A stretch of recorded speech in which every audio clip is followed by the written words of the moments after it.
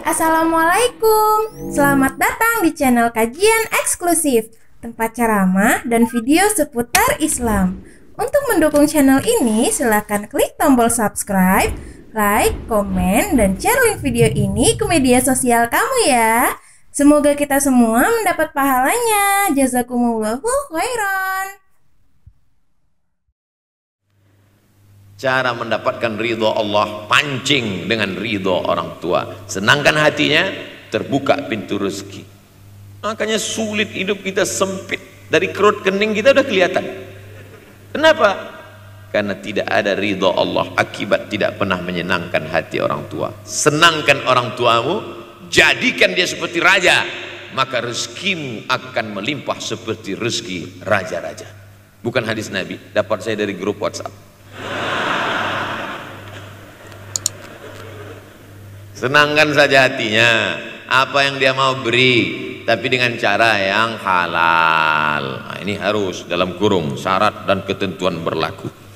Jangan gara-gara ceramah ini nanti pulang kalian ke rumah, papa, mama, ini ada mobil, ini ada rumah, ini berangkat pergi haji.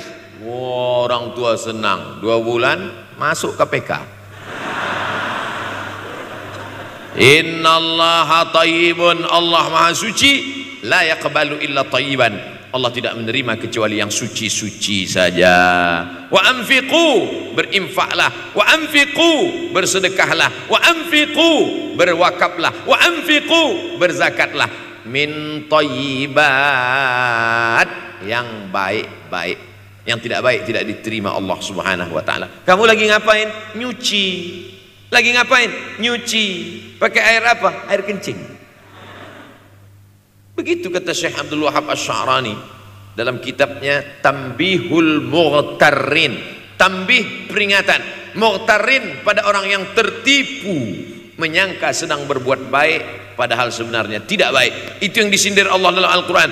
Wa yahsabuna annahum yuhsinuna sun'a, mereka menyangka sedang berbuat baik. Ini juga tidak betul. Niatnya sudah baik, membahagiakan orang tua, tapi caranya tak betul. Mama, papa, alhamdulillah kuliah saya sudah selesai, ini skripsi saya.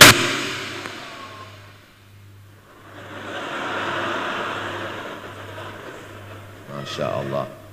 Bayangkan kalau kiamat tiba-tiba terjadi. Begitulah agaknya terkejutnya kita. Kiamat terjadi tapi belum sempat berbakti kepada orang tua, dosa belum sempat meminta maaf, silap dan salah berapa kali kita kencing di kainnya yang bersih, berapa kali dia tidak jadi tahajud gara-gara kita menangis dari isya sampai subuh pakai pengawet nangisnya. Tapi kita tak pernah sadar itu. Kita menganggap kita di dunia ini dibesarkan angin.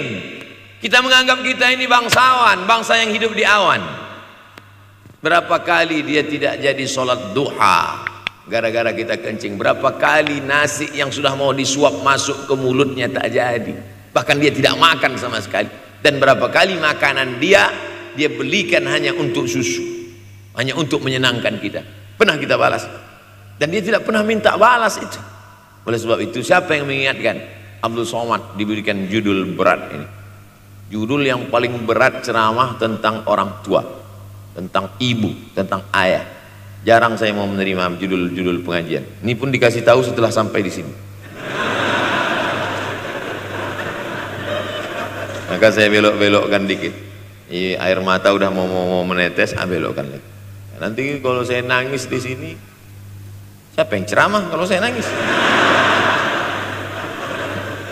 Oleh sebab itu, maka yang orang tua yang masih ada, beruntung dan bertua, bawakan dia rumah makan. Ada sahabat saya namanya Ustadz Lukman di Pontianak, bukan Kuntilanak. Mereka punya program namanya Bawa Ibu ke Rumah Makan. Keren nama programnya. Bawa orang tua ke rumah makan. Nanti hari libur, adik-adik, anak-anakku sekalian libur, bawa ayah, bawa ibu ke rumah makan. Ketika Ustadz Lukman cerita itu ke saya, Ustadz Somad, kita punya program baru nih. Apa nama programnya Ustadz? Bawa ibu ke rumah makan. Alhamdulillah Ustadz Lukman, seluruh rumah makan di Pekanbaru tempat tinggal saya itu, semua sudah saya bawa almarhumah saya. Saya bawa sup tunjang, saya bawa rendang, saya bawa goreng ayam, saya bawa goreng puyuh, saya bawa. Cuman ada rumah makan ular sawah itu yang tak saya bawa singgah. Lain dari itu sudah saya bawa. Tak ada penyesalan dalam hati. Senangkan hatinya. Apa pakaian yang dia suka. Orang tua itu tidak minta yang besar, asal ada saja. Pulang dari Yogyakarta sampai ke rumah, ini tadi ada nampak sedikit tanda terkenang. Kalau banyak makan sendiri. Ketika dia senang melihat itu, bahagia hatinya, nampak senyum di tepi bibirnya, pada saat itulah rahmat Allah terbuka. Pada saat itulah ridha Allah datang. Mengapa sulit mencari pekerjaan? Mengapa payah mencari penghidupan? Salah satu yang mempersempit ridha Allah itu adalah karena tidak berbakti kepada orang tua. Oleh sebab itu maka judul tema yang diberikan birrul walidain, berbakti kepada orang tua, bahagiakan. Ini ada juga ini anak-anak yang sudah sukses ini, papa, mama sudah meninggal, papa jangan risau, silakan terbang ke Yogyakarta, ada adik di sana, silakan terbang ke Surabaya, ada kakak di sana, silakan terbang ke Kuala Lumpur, ada keluarga di sana, jangan hiraukan. Kata bapaknya, kalian terbangku saja kalian pikirkan, kemana aku hinggap tak kalian pikirkan. Ada sebagian orang ketika ibunya meninggal dunia, marah dia, mengamuk dia anggap kebahagiaan itu sudah hilang. Padahal membahagiakan orang tua dua-dua adalah tanggung jawab kita. Kalau dua-duanya sudah tidak ada Pak Ustadz, masih ada keluarga. Ada keluarga. Al-khalah bimasabatil saudara ibu, kakak ibu, adik ibu, sama seperti ibu. Sambung lagi silaturahim, buat dia senang, buat dia bahagia. Man ahabba yubsatalahu fi rizqihi, siapa yang mau lapang rezekinya, wa yunsa'alahu fi atharihi, dipanjangkan umurnya, falyasil rahimahu, hendaklah dia menyambung tali silaturahim. Saya ceramah di satu kota. Sampai di kota itu saya melihat rumah besar, megah, mewah, seperti istana. Cuman saya segan mau nanya, gak mungkin saya tanya, Pak, ini hasil dari apa? Saya tengok, saya ngangguk. Kawan-kawan saya yang ikut ke situ seperti ngelihat kucing semuanya. Besar, mantap. Setelah duduk, makan, habis makan, minum, habis itu Sohibul Bait yang punya rumah pun cerita. Ustadz Abdul Somad, iya Pak, dulu ini hanya bambu-bambu yang dikasih daun, yang dikasih terpal. Tempat apa Pak? Tempat ibu saya buat pengajian. Setiap tahun dibuat begitu. Pasang tiang-tiang kayu, pasang terpal, daun-daun, pengajian ramai. Sampai akhirnya saya berkata, Bu, pengajian kita hentikan saja, stop. Saya tidak sanggup lagi pasang tenda, pasang terpal ini. Tapi akhirnya apa kata ibu saya? Nanti setelah saya tidak ada, pengajian ini terus kamu buat. Allah bukakan pintu rezeki Ustaz Somad. Inilah yang terjadi sekarang. Saya belikan orang tua saya itu rantai, saya belikan gelang, saya belikan cincin. Bulan depan saya datang, sudah nggak ada lagi. Mana gelangnya Mak? Nggak ada. Mana rantainya Mak? Nggak ada. Mana cincinnya? Nggak ada. Kemana? Itu kan emas mahal. Sudah saya jual. Untuk apa? Untuk bersedekah ke fakir miskin. Rupanya gelangnya, rantainya itu habis dia berikan sedekah fakir miskin. Tobatkah si bapak untuk berbakti? Tidak. Bulan depan dia belikan lagi. Sampai akhirnya diberikan Allah balasan melimpah ruah. Ternyata ini rahasia dari keberhasilan hidup, karena menyenangkan hati orang tua. Saya tak sebut nama, saya tak sebut lokasi, tapi yang mau berkunjung nanti saya kasih lokasi tepatnya. Saya kasihkan nanti alamat dari Google, saya kasih. Supaya melihat secara nyata. Kalaulah rezeki itu hanya diberikan kepada orang yang bersungguh-sungguh, pergi pagi pulang petang, peras keringat, banting tulang, maka tentu yang kaya itu adalah sapi yang membajak dari pagi sampai sore. Kalaulah kekayaan keberhasilan itu diberikan yang paling pandai memanjat, maka tentu yang kaya itu monyet. Tapi Allah berikan kepada siapa? Yang dia ridhai. Dan penyebab ridha Allah itu adalah karena orang tua yang senang hatinya. Yang sempat durhaka, tidak sempat minta maaf, meninggal dunia dia sudah, apa boleh buat? Kau sudah booking seat di neraka. Yang sudah sempat durhaka, tidak sempat minta maaf, meninggal dunia gara-gara dia pecandu narkoba, pemabuk, pezina, mati. Orang tua dalam keadaan susah. Berapa kali saya ketemu ibu-ibu selesai pengajian, pergi saya ke tempat parkir, ibu tua 70 tahun menangis. Ibu nangis kenapa bu? Anak saya Pak Ustadz. Kenapa dia? Disuruhnya saya jual tanah. Mama jual tanah. Untuk apa mama megang tanah? Udah tua aja pun jual. Mestinya anak itu yang menyenangkan hatinya di hari tuanya, bukan malah menyuruh jual tanahnya. Jual tanah supaya dia bisa bangun rumah, jual tanah supaya dia bisa menyekolahkan anak-anaknya. Na'udzubillah. Sudahlah tidak membahagiakan, malah menyusahkan. Ustaz, anak saya nyuruh saya jual tanah saya supaya dia senang, supaya dia dapat duit. Gimana nih Pak Ustaz? Mungkin si ibu berharap saya menjawab, ibu sabar aja ya bu, sabar ya. Ibu salah tanya bu. Kalau mau sabar cari ustadz lain, ada spesialis sabar, bukan saya. Begitu dia kasih tahu, anak saya maksa saya jual tanah saya. Pak Ustadz gimana? Mana alamat rumah anaknya? Mana? Saya mau datang. Mana? Anak durhaka, neraka jahanam tempat kau.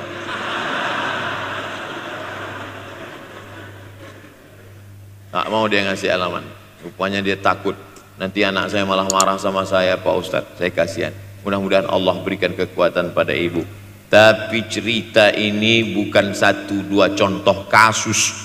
Ternyata zaman sanggup memperkarakan pengadilan hanya karena sebatang pohon kayu. Atau cuma saya yang dapat berita aja? Adik-adik ada juga dapat kiriman itu? Sanggup memperkarakan sebatang pohon kayu. Padahal kalau kau jual semua kebunmu itu, belum tentu dapat menebus. Datang seorang laki-laki mengadu kepada Nabi Muhammad SAW. Ya Rasulullah, ini bapak saya ini kurang ajar sekali. Bapaknya kurang ajar? Diambilnya harta saya ya Rasulullah. Gimana ini ya Rasulullah? Apa kata Rasulullah SAW? Anta wa maluka li abik. Anta sampai ke tempat kita jadi ente. Anta wa maluka, ente, harta ente, li abik, punya bapakmu. Jangankan hartamu yang di rumah itu, dirimu pun punya bapakmu. Nabi membela, seolah-olah Nabi berkata, apa yang diambil itu belum ada apa-apanya dibandingkan melepuh kulitnya untuk memberikan engkau sesuap makanan yang halalan thayyibah. Orang yang durhaka pada orang tuanya, insya Allah anaknya juga akan durhaka kepada dia. Oleh sebab itu maka jangan pernah durhaka. Kalau sempat durhaka lalu kemudian meninggal dunia dia Pak Ustadz, sudah meninggal pun tetap masih bisa berbakti. Pertama dengan doa, kedua dengan sodakoh. Kalau kebetulan rezeki banyak sodakoh. Kalau tidak ada rezeki melimpah, doa. Bangun malam, Rabbi firli wali walidayya warhamhuma kama Rabbi firli, ya Tuhanku ampunkan aku, wali walidayya, ibu dan ayahku, warhamhuma, sayangi mereka berdua, kama, sebagaimana Rabbayani shaghira, sebagaimana mereka mendidik aku. Coba kita lihat susunan kalimatnya, seperti ada kekeliruan kalimat. Na'udzubillah, mana mungkin kalimat Allah keliru? Allah ingin menegur kita, sayangi mereka sebagaimana mereka mendidik aku. Mestinya kalimatnya kan tidak begitu, sayangi mereka sebagaimana mereka menyayangi aku. Tapi ternyata sayang belum tentu mendidik, tapi mendidik pasti sayang, karena bunyi kalimatnya sebagaimana mereka mendidik aku. Jadi banyak juga anak-anak ini tidak sayang karena salah didik. Disangka sayang itu dengan ngasih motor, disangka sayang itu dengan ngasih gadget, disangka sayang itu dengan ngasih transfer uang yang berlebihan. Belum tentu sayang. Dulu ada insinyur arsitek yang membangun salah satu rumah keluarga saya, kuliahnya di Jogja. Cerita dia, dulu saya kuliah di Jogja, Ustadz Abdul Somad, insinyur. Terus teman kami sakit di kos-kosan, kami bingung mau nelpon siapa. Akhirnya datang mobil mewah, parkir polisi, tentara, ramai. Barulah kami tahu rupanya dia anak menteri. Jadi sayang orang tua itu bukan mesti dibelikannya apartemen, dibelikannya mobil, belum tentu. Boleh jadi itu justru menjerumuskan anak. Diberikan apartemen, diberikan mobil mewah, habis 2 bulan kena virus HIV AIDS. Tapi kalau dibuatnya kita jauh, saya yakin adik-adik kuliah di Universitas Ahmad Dahlan, ada yang dari timur Indonesia, ada yang dari Sumatera, lalu kemudian di tengah kesendirian, belum makan, uang kos belum bayar, transfer macet. Datang setan berbisik, hei, sebetulnya kau anak yatim piatu yang dibuang. Bukan, orang tuamu bukan tidak sayang, dia hanya sedang ingin mendidik supaya engkau menjadi anak yang mandiri. Maka nanti kalau sedang duduk termenung gitu, tiba-tiba datang bisikan, pergilah cari jembatan, terjunlah. Maka saat itu katakan dalam hatimu, lawan, hei setan. Orang tuaku sayang kepadaku, dia hanya ingin supaya aku mandiri.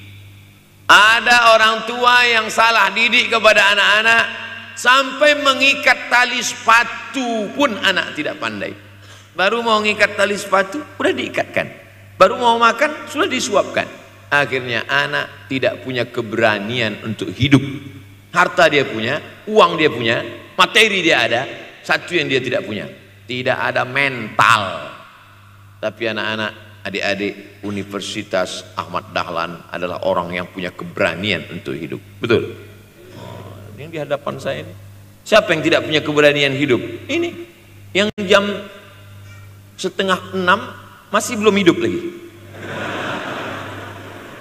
Ada ini, tidak punya keberanian untuk hidup, hidupnya terlambat. Tapi mahasiswa Universitas Ahmad Dahlan punya keberanian untuk hidup. Bahkan mungkin dia lebih dulu hidup daripada saya. Lebih dulu bangun dia tadi. Alhamdulillahillazi ahyana ba'da ma amatana wa ilaihin nusyur. Tengok jam, oh rupanya masih jam 1, tidur lagi. Saudaraku yang dimuliakan Allah Subhanahu wa taala, maka my life, my adventure, hidup saya adalah petualangan saya. Ini yang mau kita harapkan, berani menghadapi tantangan. Ada orang yang menganggap hidup ini ya simpel-simpel aja lah Pak Ustadz. Tapi ada orang ingin hidup ini penuh dengan perjuangan. Sama seperti makanan, ada orang simpel aja, nasi, kecap, telur rebus, dah cukup. Tapi ada orang mau ada goreng ayamnya, ada rendangnya, ada supnya, ada tom yamnya, ada lengkap semua. Begitu juga hidup ini. Ada orang yang simpel aja, ambil goreng ikan, makan. Tapi ada satu lagi enggak, pergi naik mobil sampai ke tepi hutan, naik motor, habis itu nyewa speedboat sampai di tengah laut memancing. Ujung-ujungnya ikan juga. Yang dia nikmati bukan ikannya, tapi yang dia nikmati adalah proses untuk mendapatkan ikannya. Paham? Itu enaknya ngomong sama mahasiswa. Coba kalau yang masyarakat biasa, kita udah capek cerita, selesai ada pertanyaan, Ustadz maksudnya tadi apa ya? Capek gitu. Saya terus terang kalau ceramah di depan mahasiswa ini bangkit semangat saya lagi. Ini sekarang rasa-rasa umur 24. Tapi begitu nanti sudah mulai agak jauh dari mahasiswa, balik 42 lagi. Nah, makanya saya senang kalau diundang ke kampus-kampus. Saya kalau di Jogja diundang di kampus terus, walaupun nggak semua nerima.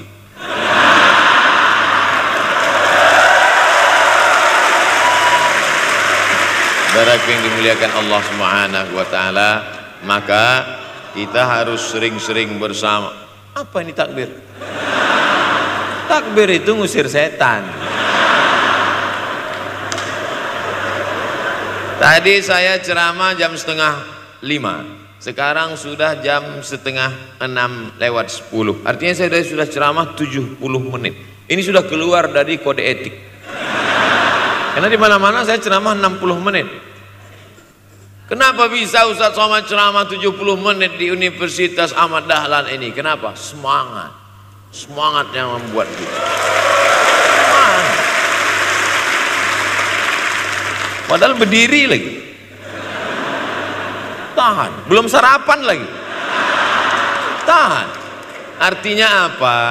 Yang membuat kita kuat itu bukan materi, bukan makanan, tapi semangat. Maka jangan sempat kehilangan semangat. Bangkitkan semangat. Semangat terus. Semangatnya apa? Semangat ingin membahagiakan orang tua. Kalau lupa, tulis. Biasanya mahasiswa ini kan suka lupa. Tulis di dinding kamar. Semangat bahagiakan calon mertua.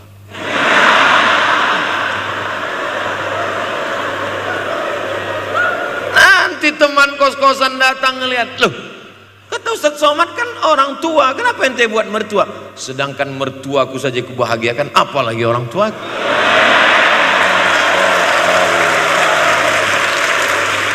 Begitu hebatnya. Cuman kadangnya kita hanya mendapat ini hanya di sinetron-sinetron saja. Real nyatanya di mana? Datanglah ke Universitas Ahmad Dahlan. Jadi hidup ini harus ada target yang mau dicapai. Banyak orang targetnya nggak benar. Saya ingin menjadi orang yang punya kepribadian Pak Ustadz, rumah pribadi, mobil pribadi. Target bahagiakan orang tua. Gaji pertama kalau kerja nanti umroh. Oh gitu, Ma, doakan. Nanti kalau aku kerja insya Allah gaji pertama nanti memberangkatkan umroh. Syukur-syukur nggak usah diomongkan dulu, kasih surprise. Senang. Mama, ayah, ini gaji pertama. Dia buka tengok 700.000.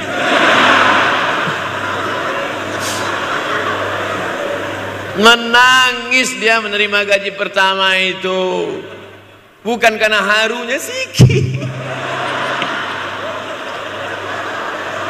Itu dia buka amplop, oh kok setitik dong. Haru dia. Kenapa setiap mendapat hadiah dari anak, orang tua selalu meneteskan air mata? Karena kita tidak pernah besar dalam pandangan matanya. Kita sehebat apapun, kita tidak pernah besar di matanya. Di pandangan ibu ayah kita, kita adalah anak kecil yang tapak kakinya 2 jari, panjangnya sejengkal. Maka jangan pernah ceramahi orang tuamu. Jangan mentang-mentang sudah mahasiswa pulang, ayah sini, mama sini, duduk. Assalamualaikum. Bisa. Karena kita tidak pernah besar di mata orang tua. Kita tetap kecil.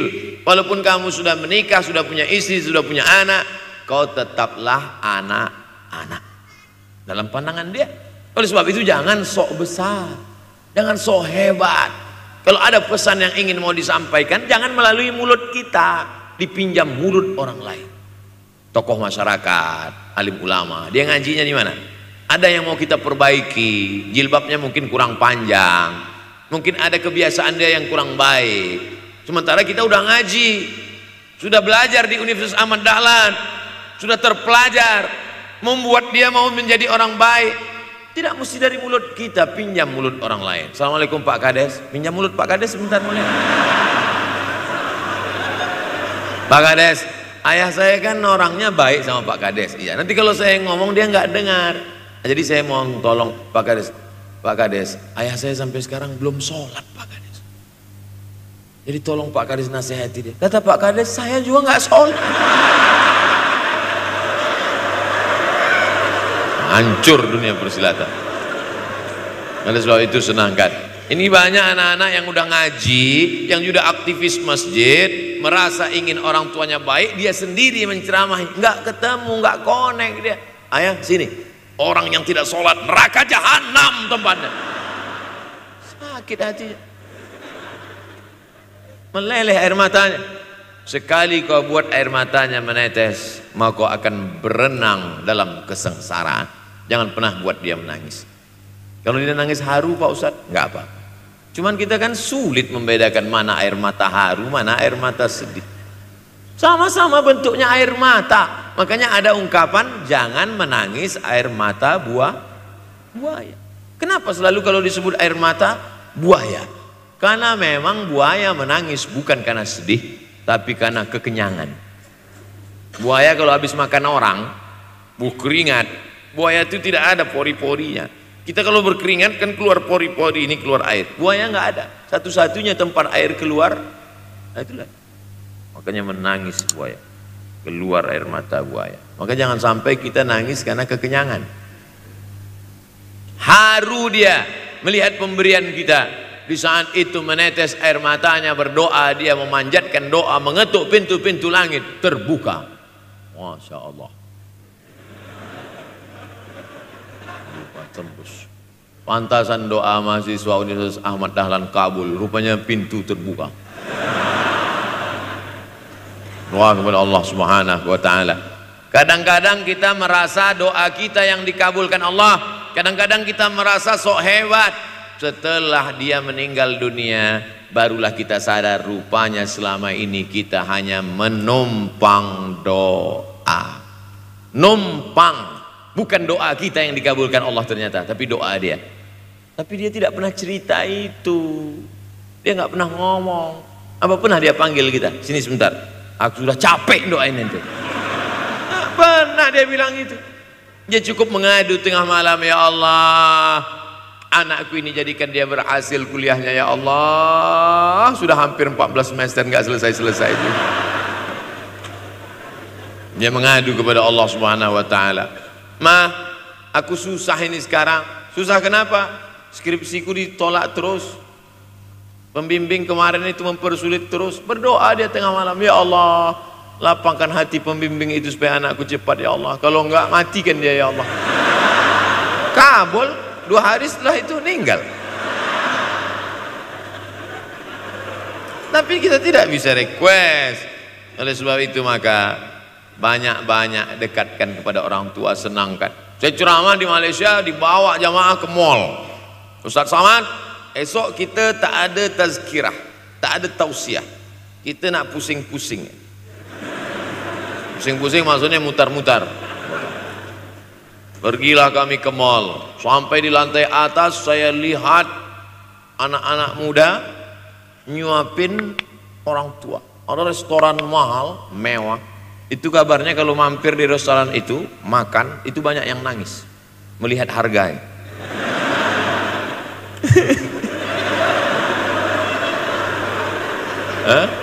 Ada saya lihat anak-anak muda yang ganteng-ganteng, perempuan yang cantik-cantik menyuap orang tua. Orang tua yang sudah tak berambut, sudah perempuan tak berambut lagi, rontok saking tuanya, kulit sudah keriput. Duduk.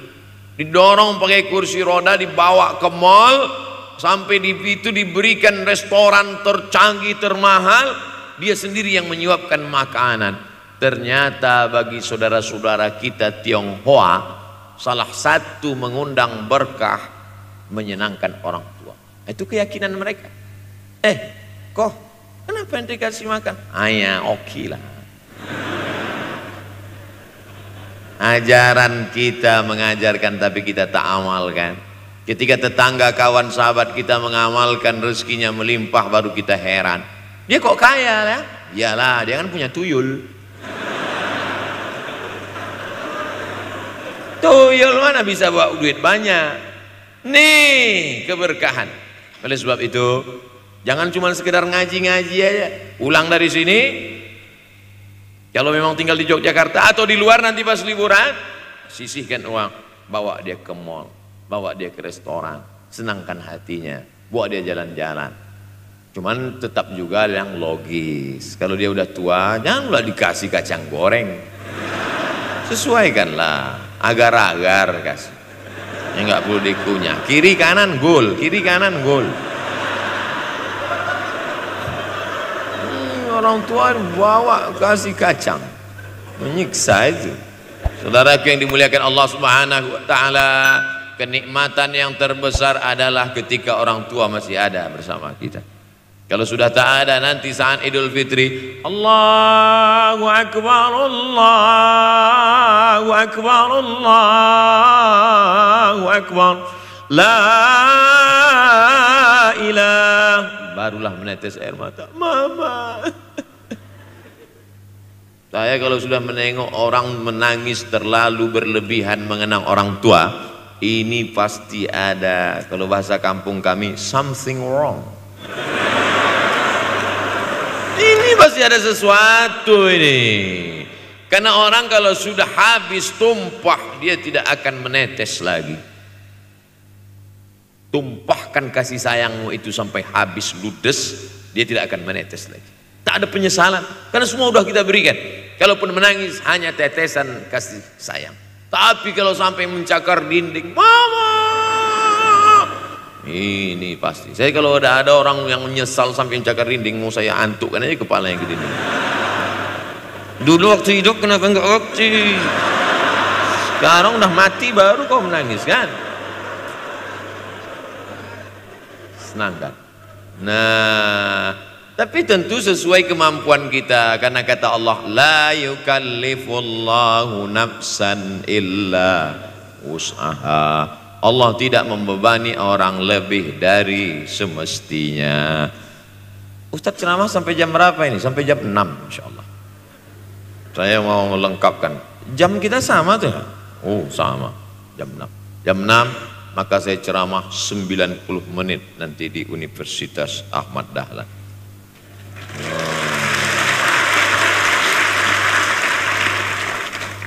Berceramah di Universitas Ahmad Dahlan merupakan suatu kebanggaan bagi Abdul Somad. Kenapa begitu? Saya pengagum Kiai Haji Ahmad Dahlan, termasuk ulama yang saya kagumi. Lalu kemudian apa kekaguman di antara kekaguman Ustadz terhadap Kiai Haji Ahmad Dahlan? Beliau punya keberanian untuk melawan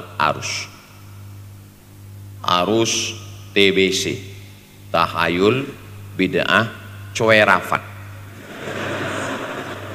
Dia berani melawan itu. Dan akhirnya, dan beliau tidak membangun ketokohan. Tidak yang dibangkitkan itu Ahmad Dahlannya, tapi yang dibangkitkan itu metodenya. Yang dibangun itu relnya. Sehingga nanti kalau kereta apinya lapuk, tetap akan ada kereta api baru yang lewat di rel ini. Ini yang dibangun. Dan akhirnya sampai hari ini saya sedang berada di hadapan kereta api yang baru. Ada Thomas.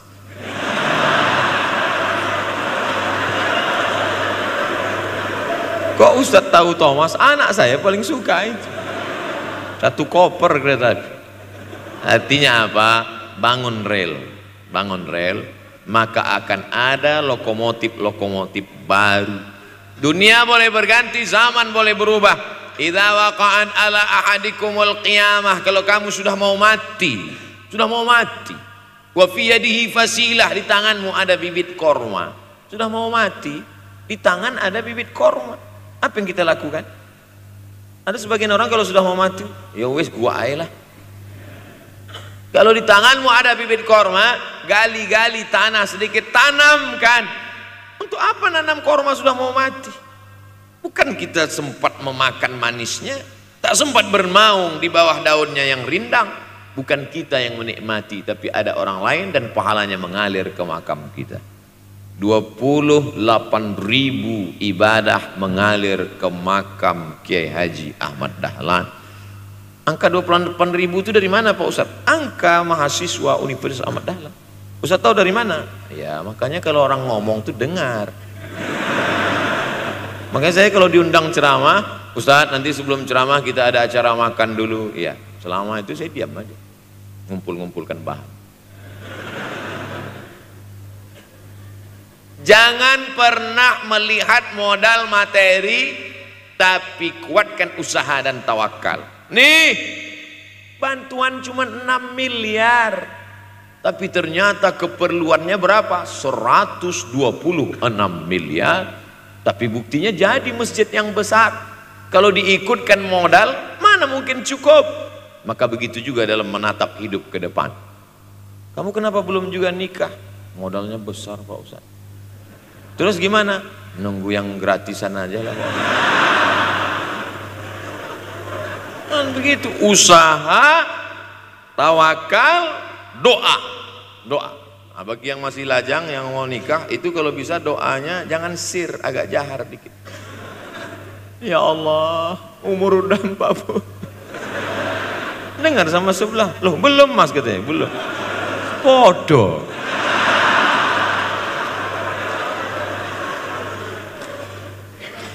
Kira-kira rezeki itu Allah yang ngatur atau kita yang ngatur? Allah. Makanya di antara Asmaul Husna Ar-Razzaq, yang maha memberi rezeki. Kalau Allah yang mengatur, mungkinkah Allah menyia-nyiakan kita? Tidak. Cicak di dinding, semua tahu, karena dari kecil kita memang sudah diajari lagu cicak. Cicak, cicak di dinding. Ada nggak pernah yang dinyanyikan lagu kadal? Ada. Kenapa mesti cicak? Coba tanya ibu kita yang dulu nyanyikan. Mama, kenapa cicak, Ma? Karena kalau buaya terlalu gede, nak. Kenapa cicak? Dia sedang mengajarkan kita bagaimana cicak dengan segenap kelemahannya. Cicak itu binatang yang lemah. Hidupnya aja sungsang. Kita selalu berlawanan dengan cicak. Yang kata kita di atas, kata cicak di bawah. Tapi makanan cicak luar biasa. Apa makanan cicak? Helikopter, nyamuk. Cicak tidak bisa menggunakan tangannya, karena kalau dia pakai tangannya jatuh. Kadang pakai 4 aja jatuh. Selalu kan kejadian accident cicak jatuh. Cicak tidak pernah gunakan tangannya untuk makan, karena dia harus berpegang kuat. Apa yang dia pakai? Lidahnya. Lidahnya dia pakai. Nyamuk yang dia makan. Helikopter. Habis dimakan oleh cicak. Siapa yang paling hebat? Nyamuk. Makanannya darah. Nyamuk masih keluarga Dracula. Tapi Allah SWT mau mengajarkan jangan putus asa, gunakan potensimu, apapun yang terjadi gunakan. Ini sekarang banyak anak-anak muda nih kehilangan semangat. Kalau engkau kehilangan beras masih bisa hidup 3 bulan. Kalau engkau kehilangan air masih bisa hidup 3 hari. Tapi kalau kau kehilangan semangat, kau hanya hidup 3 detik. Tik, tik, tik, mati. Oleh sebab itu jangan sampai kehilangan semangat. Bahasa kitanya putus asa. Sampai dingin tuh lontong. Bukan karena ceramah terlalu lama, bukan. Sampai dingin itu sarapan pagi gara-gara mahasiswa. Ente kenapa? Galau Ustaz. SMS nggak dibalas, telepon nggak diangkat. La ilaha illallah Muhammad Rasulullah. Mahasiswa seganteng ini, sehebat ini, begitu cepat putus asa. Saya aja setua ini, sekurus ini masih banyak yang mau. Lihat tuh komen-komen di Instagram, baca tuh komen-komen di YouTube. Ustadz, jadikan aku yang kedua ya. Masa kalian anak-anak muda gagah perkasa, bangkitkan semangatmu, takbir. banyak yang belum ketemu jodoh. Saudara yang dimuliakan Allah Subhanahu wa taala, maka bangkitkan semangat. Tapi yang namanya semangat ini tidak bisa bangkit dengan banyak. Kita lihat orang bersemangat, pede di depan orang, pede luar biasa. Dia kok pede sekali ya? Pakai sabun. Banyak juga yang semangat, pede luar biasa, rupanya pakai jimat. Kita pede kita bukan karena sabu-sabu, bukan karena narkoba. Pede kita karena kita sudah serahkan semuanya pada Allah. Inna sholati wa nusuki wa mahyaya wa mamati lillah. At-tahiyatul mubarakatul sholawatu thayyibatu lillah. Tapi tetap satu, jangan nanti mentang-mentang udah dengar ceramah saya at-tahiyatul mubarakatul sholawatu, tetap satu dalam hati saja. Ini bukan punya aku ya Allah, ini semuanya punya Engkau, punya Engkau. Berhasil kalian, sukses kalian, punya apartemen, punya kondominium, punya mobil. Datang teman nanya, hebat ente ya, kaya sekarang ya. La haula wala quwata illa billah. Tapi ngomongnya setelah berhasil. La haula wala quwata itu setelah berhasil atau sebelum? Setelah semua dipuji orang, hebat ente sekarang ya. La haula wala quwwata, bukan punya saya, punya Allah. Tapi sekarang banyak orang salah. Ente kok nggak kerja? La haula.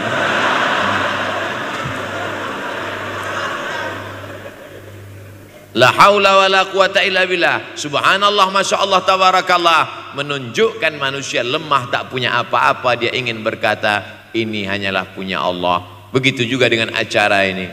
Kenapa acara di masjid? Kenapa acara di kampus kemarin ramai melimpah ruah? Bukan karena panitia, bukan karena Ustaz Abdul Somad, bukan karena baleho yang besar, tapi la haula wala quwata illa billah. Pulang dari sini, bangkitkan semangat, senangkan hati orang tua, kejar prestasi, terus kuliah. Mudah-mudahan semuanya selalu mendapatkan kebaikan. Amin ya rabbal alamin. Terima kasih atas segala perhatian, mohon maaf atas segala kesilapan dan kekhilafan. Abdul Somad hamba Allah yang fakir, mohon maaf. Berpisah kita di tempat ini, tapi kita tak pernah putus dalam persahabatan, karena kita selalu bersama, jauh di tempat, dekat di doa. Terima kasih. Wassalamualaikum warahmatullahi wabarakatuh. Waalaikumsalam.